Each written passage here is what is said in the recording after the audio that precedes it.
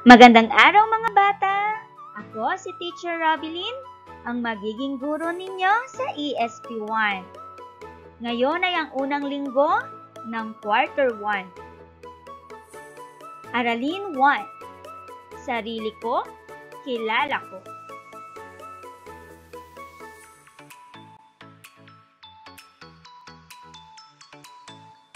Mga inaasahan. Milk, kasanayan. Nakikilala ang sarili. Gusto, interes, potensyal, kahinaan, damdamin o emosyon. Paunang pagsubok. Tignan at suriin ang mga larawan na nasa ibaba. Tukuyin natin kung ano ang kanilang ginagawa.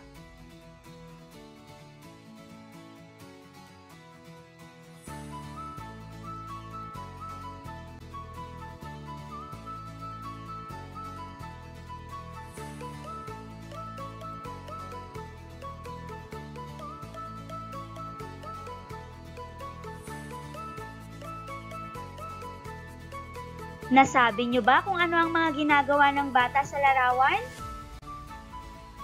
Kung oo, mahusay.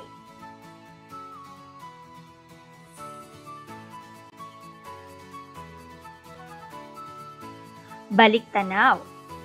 Balikan nga po natin ang inyong mga napag-aralan. Ako si, sabihin ang iyong pangalan.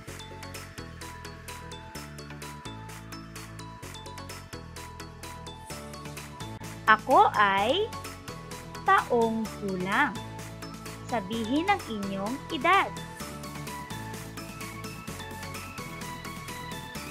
Ako ay nakatira sa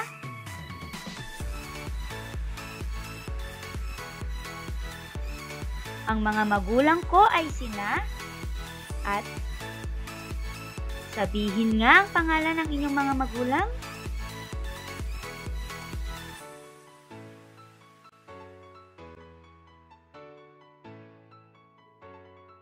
Ang hilig o gusto kong gawin ay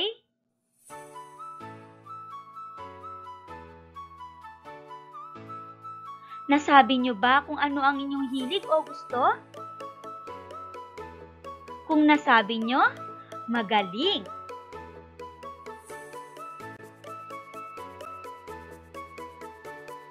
Ngayong araw ay meron akong kwentong babasahin.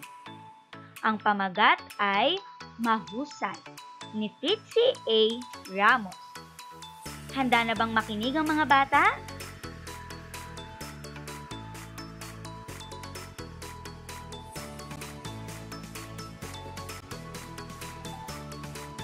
Sa silid-aralan, inatasan ni Ginang Ramos ang bawat pangkat sa kanyang klase nang ipamalas ang kanilang kakayahan sa iba't ibang larangan tulad ng pag-arte, pagguhit, pag-awit, at pagsayaw.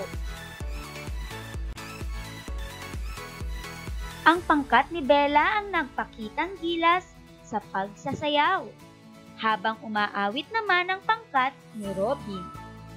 Ipinakita naman ang pangkat ni Romel ang kanilang malikhaing guhit, samantalang mahusay naman umarte ang pangkat ni Rina. Tuwang-tuwa silang nagpakita ng kanilang kakayahan. Masayang-masaya naman ang kanilang guro sa husay na kanilang ipinakita. Diyan na nagtatapos ang ating kwento ngayong araw. Naintindihan ba ang ating kwento, mga bata? Mahusay! Kung naintindihan ninyo. Gawain 1. Bilang bahagi ng pagkilala sa sarili, bigyan ng halaga din ang pagkilala sa iyong ugali. Sa iyong notebook, suriin ang ugaling taglay. Aking ipagpapatuloy ang mga mabubuti kong ugali tulad ng isulat ang iyong sagot sa iyong kwaderno. Sunod na gawain, sa isang bond paper, gumuhit ng isang malaking bituin. Iguhit sa loob ang iyong natatanging kakayahan. Sa ibaba ng bituin ay isulat kung paano mo ipapamalas o gagamitin ang iyong natatanging kakayahan. Naintindihan po ba ang mga gawain? Magaling!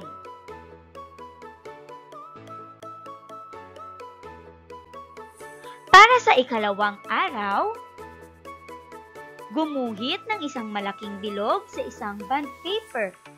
Iguhit sa loob ang iyong kahinaan na gusto mong paunlarin. Isulat sa ibaba ng bilog kung paano mo ito paghuhusayin. Karagdagang gawain. Ako ito. Iguhit o kumpletuhin ang hinihinging impormasyon na nasa itaas. Ilagay ito sa inyong kwaderno.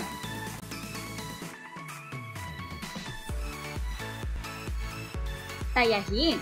Sagutin ang mga gawain na nasa inyong Module Week 1. Isulat ang sagot sa inyong kwaderno.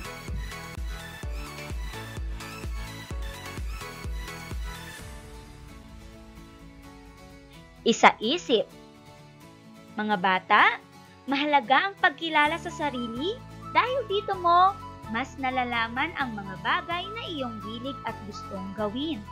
Dito mo rin mapapatunayan na may mga bagay o gawain na kaya at hindi mo kaya na dapat mong paunlarin.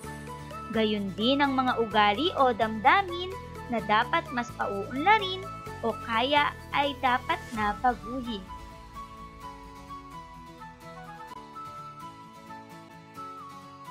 Paalala, laging maghugas ng kamay bago at pagkatapos kumain. Manatiling ligtas at malakas. Dito na nagtatapos ang aralin natin ngayong linggo. Muli, ako si Teacher Robilyn, ang inyong guro sa ESP1. Magkita-kita tayo sa susunod na linggo. Paalam!